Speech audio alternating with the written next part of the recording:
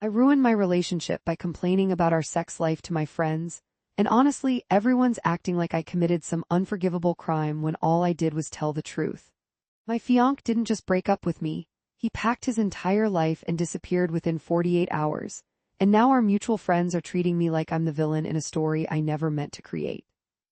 The thing is, people think they know what happened based on the gossip circulating through our friend group, but they're missing the context that explains everything. They see a woman who humiliated her partner and drove him away, not someone who was drowning in a relationship where intimacy had become a source of genuine distress and confusion. I'm scared that if I don't explain how this actually unfolded, I'll be defined forever by the worst moment of my life, the moment when my private frustration became public devastation.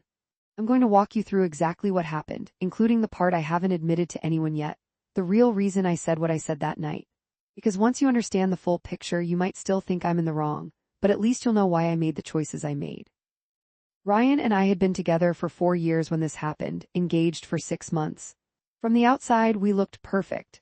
He was thoughtful in ways that my friends envied, surprise coffee deliveries to my office, remembering which podcasts I mentioned wanting to listen to, planning weekend trips to small towns with used bookstores because he knew I loved them. We rarely fought.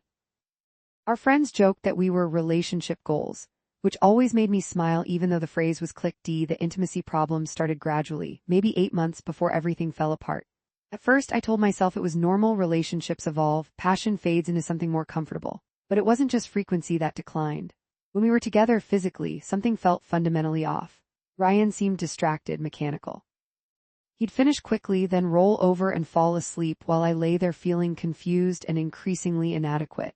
I tried addressing it delicately. Hey, maybe we could try slowing down. Or, I read this article about couples reconnecting through. He'd agree enthusiastically, we'd have one slightly better encounter, then slip right back into the same pattern. I started Googling things at 2 in the morning: partner not engaged during sex. How to tell boyfriend you're unsatisfied. Is bad sex a reason to end engagement? The real issue, I thought, was communication.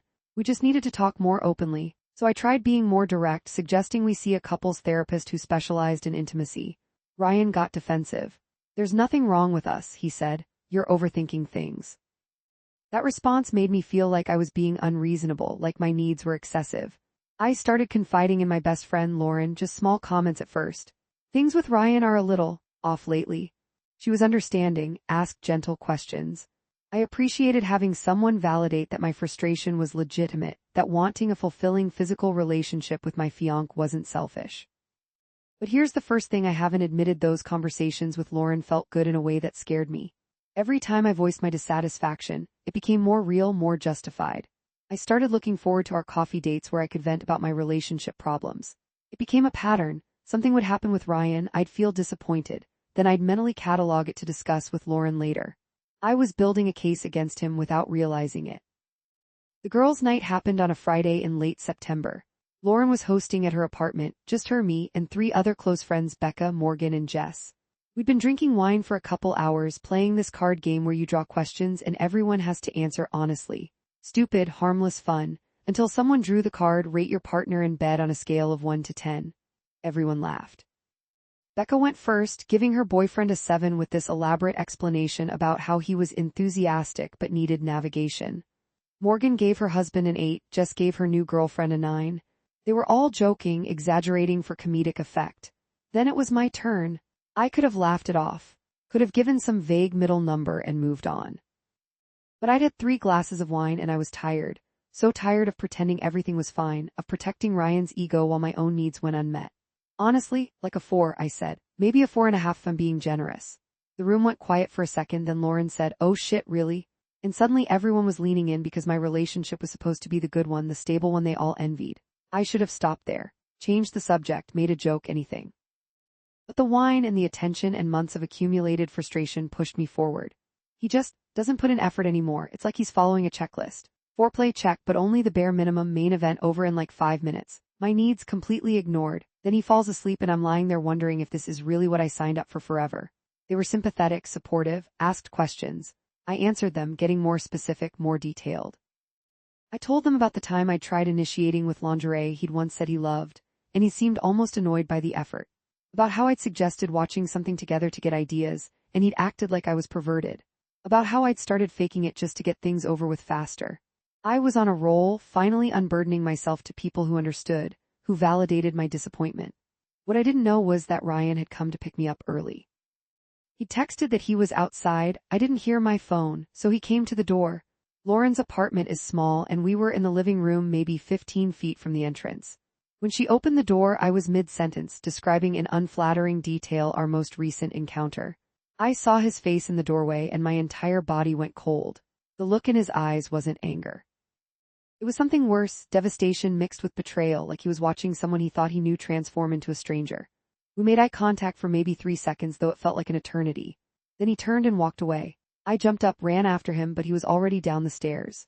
"Ryan, wait," I shouted down the stairwell. He didn't stop, didn't even slow down. I stood there in my socks on the landing, my heart hammering, while my friends clustered awkwardly behind me. "I'm sure he'll understand once you explain," Lauren said, but her voice was uncertain. I called him 6 times on the way home in my Uber, straight to voicemail every time. When I got to our apartment, the place we'd moved into together after getting engaged, the place where we'd picked out furniture and argued playfully about throw pillow arrangements, his car wasn't there. I let myself in, expecting to find him packing or furious or crying. But the apartment was empty. Over the next hour, I sent probably 20 texts, apologizing, explaining, begging him to come home so we could talk. I was venting, I wrote. "I shouldn't have been so harsh. Please let me explain the context." He finally responded at 2 a.m. "I'm staying at my brother's. I need time to think." That was it. No indication of when he'd be back, no acknowledgement of my apologies, nothing. I barely slept. Every time I closed my eyes, I saw his face in that doorway. By morning, I'd convinced myself that once we talked in person, once I explained how the conversation had gotten out of hand, he'd understand. We'd have the difficult discussion we should have had months ago about our intimacy issues, and we'd work through this. But Ryan didn't come home Saturday, or Sunday. On Monday, he texted asking what nights I'd be out of the apartment that week. He wanted to collect some things. The clinical language terrified me more than if he'd sent paragraphs of anger. We arranged for me to stay at Lauren's Tuesday night. I spent the entire day at work unable to concentrate, checking my phone every 30 seconds for some sign that he was reconsidering, that he wanted to talk. Nothing. When I came home Wednesday morning, his absence was surgical. He'd taken his clothes, his toiletries, his laptop, his books, but he'd also removed every photograph that featured him. Our engagement photos that had been clustered on the bookshelf gone. The candid shot of us at his sister's wedding gone.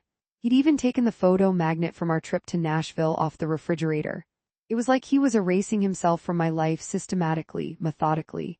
There was a note on the kitchen counter, handwritten on a page torn from one of his notebooks. "I can't be with someone who has so little respect for me that she'd share intimate details of our relationship for entertainment. You didn't just hurt me, you humiliated me in front of your friends. I keep thinking about how they'll look at me differently now, how they'll never see me the same way. I thought we were partners. Partners protect each other's dignity, especially in private. I hope you find what you're looking for. I'm taking the rest of my stuff this weekend while you're at your mom's." The note didn't ask for a conversation, didn't leave room for explanation. It was final in a way that made my stomach drop. I called him immediately. Voicemail, texted, "Please, can we just talk face to face?" No response. His brother Josh, who I'd always gotten along with, answered when I called his phone. "He doesn't want to talk right now," Josh said, not unkindly. "Maybe give it some time. Can you just tell him I'm sorry, that I never meant for him to hear any of that?" There was a long pause. "That's kind of the problem though, isn't it? You meant to say it, you just didn't mean for him to find out." That hit me like a physical blow because Josh was right. I hadn't accidentally revealed anything. I'd deliberately, consciously chosen to share our private struggles for sympathy and validation. I spent the rest of that week in a fog. Went to work, came home, stared at my phone, hoping for contact. My friends were supportive, but I could tell they felt awkward. They'd witnessed the thing I'd said. They'd encouraged me to elaborate. Now they were trying to be there for me while also probably questioning their role in the disaster. By the weekend, when I went to my mom's as planned, I knew what I'd find when I got back. And I was right, Ryan had cleared out everything remaining. His furniture, his kitchen stuff, even the gaming console we'd technically bought together, but he'd used more. The apartment looked hollow, echoey. What I wasn't prepared for was the text from his sister Emma, who I'd also considered a friend. "I need you to understand how badly you hurt him." Ryan called me crying because the woman he planned to marry thinks he's terrible at something intimate and vulnerable, and told her friends about it like it was a joke. He's been destroying himself wondering what else you say about him when he's not around. "I know relationships are complicated, but what you did was cruel. Please don't contact him anymore. He needs space to heal." The word cruel stuck with me. I hadn't thought of it as cruel. Thoughtless, yes. A mistake, absolutely. But cruel implied intention to harm, and that wasn't what I'd meant. Except, hadn't there been something satisfying about finally being honest about my disappointment? About having people validate my frustration instead of making me feel like I was being too demanding? I started second-guessing everything. Had I exaggerated that night? Made things sound worse than they were for effect? I remembered the laughs I'd got, how engaged everyone had been with my story. Here's what I haven't told anyone, the part that makes me look worse than the initial incident I'd complained about Ryan's sexual performance before that night. Not to all my friends, but to Lauren multiple times over several months. That girl's night wasn't some wine-fueled anomaly. It was an escalation of a pattern I'd already established. And it wasn't even accurate. Looking back without the filter of frustration, I could remember plenty of times when our physical relationship had been good, even great. Times when Ryan had been attentive and present. But I'd focused exclusively on the recent rough patch, the period where things had declined, and I'd presented that as the whole truth. The worst part? I'd known some of those friends would tell their partners. That's how friend groups work. Which meant I'd essentially ensured that multiple people in our social circle would know intimate, unflattering details about Ryan's performance. A week after he moved out, I ran into his friend Marcus at the grocery store. The look on his face when he saw me, this mixture of pity and disgust, told me he'd heard. And if Marcus knew, everyone knew. Ryan's pretty torn up, Marcus said, stopping his cart near mine. I've never seen him like this. I'm trying to apologize, I said. He won't talk to me, Marcus shook his head. What you said? Man, I don't know how you come back from that. You told people he's bad in bed. That's like the one thing you never broadcast about a guy. It wasn't like that. The conversation got away from me and, did you say it or not? I didn't have an answer that would help. That's what I thought, Marcus said and walked away. I became hyper-aware of how people looked at me. At coffee shops, I imagined baristas who might know someone in our friend group judging me. At work, I wondered if my colleagues who'd met Ryan at company events had heard through some gossip chain. My mom, when I finally told her what happened, was disappointingly unsympathetic. You humiliated him publicly, she said. What did you expect? Men's egos are fragile around that stuff and you took a sledgehammer to his. But our sex life was bad, I protested. Was I just supposed to never talk about it? With him, yes. With a therapist, sure. Not with a group of friends at a party. Everyone seemed to agree on this point. My sister, my dad, even Lauren eventually admitted that maybe the setting hadn't been appropriate. But what nobody seemed to understand was how lonely I'd been in that relationship, dealing with intimacy problems, while Ryan refused to acknowledge there was an issue. How was I supposed to cope with that without confiding in anyone? 2 weeks after he moved out, I got a text from an unknown number. It was Ryan from a new phone number. I'm keeping the engagement ring. Returning it felt like admitting I wanted this to work out and I can't. I'm also going to need you to handle canceling the wedding venue and photographer since they're in your name. I'll pay my half of the deposits we'll lose. My lawyer will be in touch about the apartment lease. Lawyer. The word made everything real in a new way. I tried calling the number. Blocked, texted, please don't do this. We can go to counseling. We can work through this. The message showed as delivered but never read. That's when I started spiraling. I'd wake up at 3 a.m., my mind racing through every conversation we'd ever had, looking for signs I'd missed. I stopped eating regularly. Lost 8 pounds in 2 weeks. My work performance slipped noticeably enough that my boss pulled me aside to ask if everything was okay. I became obsessed with social media, checking Ryan's accounts constantly even though he'd blocked me. I made a fake Instagram account just to see his stories. Pathetic, I know. He'd posted a photo at a brewery with friends looking happy. The caption was a quote about growth coming from difficult transitions. The comments were supportive. You deserve better, man. Proud of you for choosing yourself. Nobody mentioned me specifically, but I knew they were all thinking about what I'd done. I made the mistake of posting my own photo a few days later, trying to look happy and unbothered at brunch with Lauren. Within an hour, Becca had texted me maybe lay low on social media for a bit. People are talking. What are they saying? I asked. Just maybe wait a while. I ignored her advice and checked Facebook.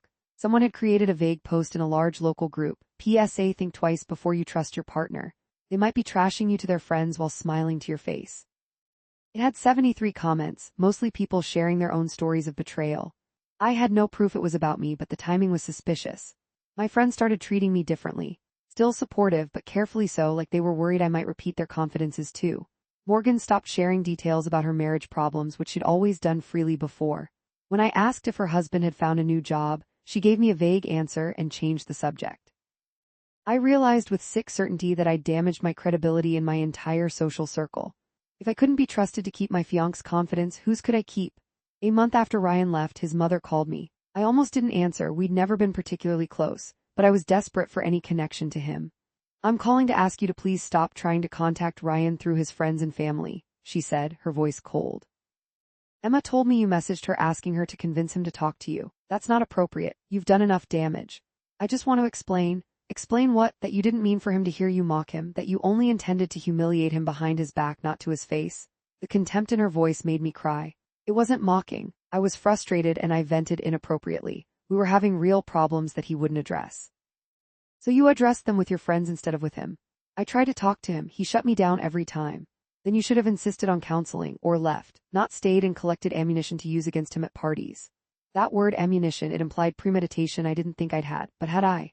Had I been subconsciously gathering evidence for some tribunal where I'd prove that I was the reasonable one and Ryan was the problem? He's my son, his mother continued. I've watched him go through a lot, but I've never seen him this hurt. He's questioning everything about himself now. So I'm asking you, mother to potential future mother, please let him move on. Don't contact him. Don't contact his family. Give him that much respect, even if you couldn't give it to him when you were together. She hung up before I could respond. I spent that night drinking wine alone in the apartment that still felt like hours, even though all evidence of Ryan had vanished. I pulled up our text history and scrolled back through 4 years of messages. The early flirty exchanges, the inside jokes that developed, the mundane, what do you want for dinner logistics of building a life together. There was a message from 6 months into our relationship. I've never felt this comfortable with someone. Like I can be completely myself and you'll still think I'm enough. I screenshotted it at the time because it made me feel so loved. Now it felt like an indictment. He trusted me with his vulnerability, and I'd betrayed it in the most public way possible. But I was also angry. Angry that he'd shut down every attempt at honest conversation about our intimacy problems. Angry that he'd made me feel unreasonable for having needs. Angry that I'd been expected to protect his ego while my own dissatisfaction went unaddressed. Couldn't both things be true? That I'd handled it badly and that he'd contributed to the problem. I tried explaining this to Lauren over coffee. I know what I did was wrong, but it's not like our sex life was fine and I just randomly decided to trash him. There were real issues he refused to work on. Lauren was quiet for a moment. Can I be honest with you, please? I think you're looking for permission to feel like the victim here, and that's not quite right. Yeah, you guys had problems, but the way you talked about him that night, it wasn't just venting, it was mean. You were getting laughs at his expense and you enjoyed it. I saw your face. That observation hurt more than anything Ryan's family had said because Lauren had been there. She'd watched it happen in real time. You could have said we're having some intimacy issues and I'm frustrated, she continued. Instead you rated him numerically and gave specific examples designed to make him sound pathetic. There's a difference. I wanted to argue, but I couldn't. She was right. Do you know what he told Josh? Lauren asked. He said the worst part wasn't even what you said, it was that you seemed happy saying it, like you'd been waiting for an opportunity. I felt sick, because that was uncomfortably accurate. I had been waiting, accumulating grievances, ready to unload them when the right moment presented itself. Around this time I started therapy. I'd resisted it before, telling myself I didn't need professional help for relationship problems. But now I was alone, publicly shamed and spiraling badly enough that even I recognized I needed intervention. My therapist, Dr. Williams, asked me to describe what happened without editorializing, just the facts. When I finished, she asked, "Why do you think you chose that moment to be honest about your dissatisfaction?" I was drunk and the card game prompted it. But you'd had opportunities before. You could have been honest in private conversations with Ryan, insisted on counseling, or ended the relationship if you were that unhappy. Why was it easier to be honest with your friends than with him? I didn't have a good answer. Over several sessions, we unpacked something uncomfortable I'd wanted Ryan to hear it secondhand. Not consciously, maybe, but some part of me had hoped word would get back to him, because I couldn't figure out how to make him understand how serious the problem was. If he wouldn't listen to me directly, maybe he'd listen to the social consequences of ignoring my needs. So you weaponized social pressure, Dr. Williams said neutrally.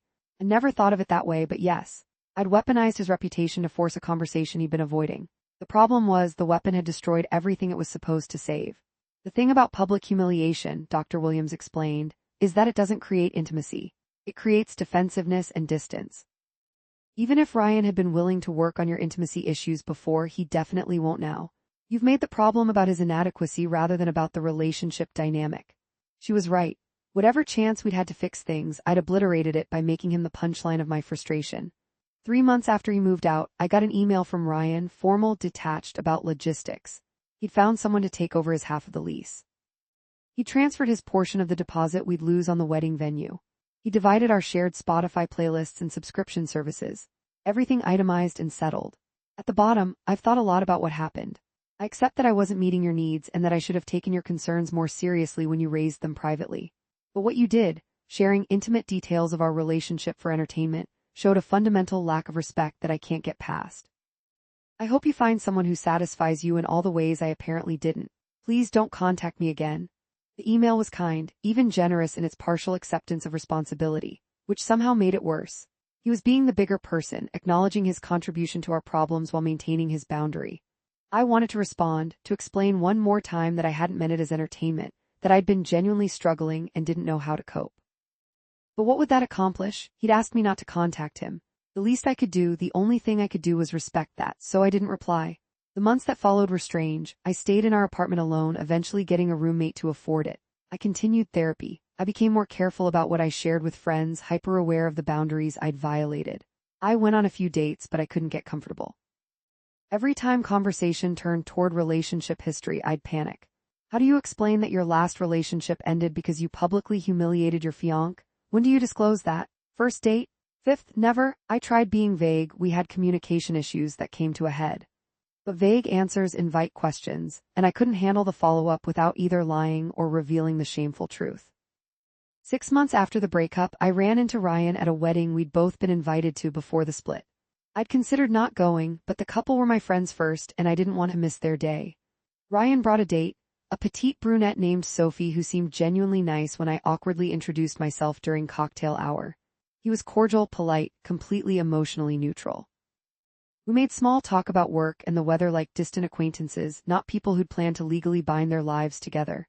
The way he looked at me, or rather didn't look at me, kept his gaze politely unfocused over my shoulder, told me everything. I wasn't someone he hated. I was someone he'd moved past entirely. Later that night, I saw them dancing. He was laughing at something she said, his hand on the small of her back. He looked lighter than I'd seen him in the final year of our relationship. I left early, cried in my car for 20 minutes, then drove home. That's when I finally understood what I'd lost. Not just Ryan specifically, but the version of myself who'd been capable of partnership without sabotage. I'd proved to myself that when things got difficult, my instinct was to seek validation from others rather than doing the hard work of direct communication. My therapist asked if I'd do anything differently if I could go back. The obvious answer was don't have that conversation at girls' night. But the honest answer was more complicated. I'd do everything differently. I'd insist on couples therapy the first time Ryan dismissed my concerns. I'd be more direct about my needs instead of letting resentment build. I'd recognize when I was turning my friends into an echo chamber that validated my grievances rather than challenged me to communicate better. And if none of that worked, if we still couldn't fix our intimacy issues, I'd have left with dignity instead of burning everything down on my way out. A year after the breakup, I heard through mutual friends that Ryan and Sophie were moving in together. The news hit harder than I expected. Not because I wanted him back. Enough time had passed that I could recognize we weren't right for each other. But because it confirmed that I was the problem in our relationship's final chapter, not him. He'd moved on, found someone new, was building something healthy. I was still trying to forgive myself for weaponizing intimacy against someone I'd claimed to love. Here's what I know now: privacy in relationships isn't about keeping secrets. It's about protecting the vulnerable parts of your partner that they've trusted you with. When Ryan struggled with our physical intimacy, he was already aware something was off. He didn't need me announcing it to an audience. My frustration was valid.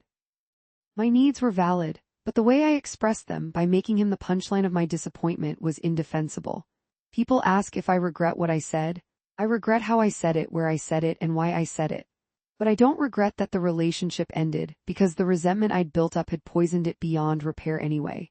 My betrayal just accelerated the inevitable collapse. I'm telling this story now because I saw a similar post in an online forum, someone asking if it's okay to vent about relationship problems to friends. The comments were divided. Half said healthy relationships include having outside support systems where you can discuss struggles. Half said some things should stay private between partners. Both are right, which is what makes it complicated. You can discuss relationship struggles with trusted friends without humiliating your partner.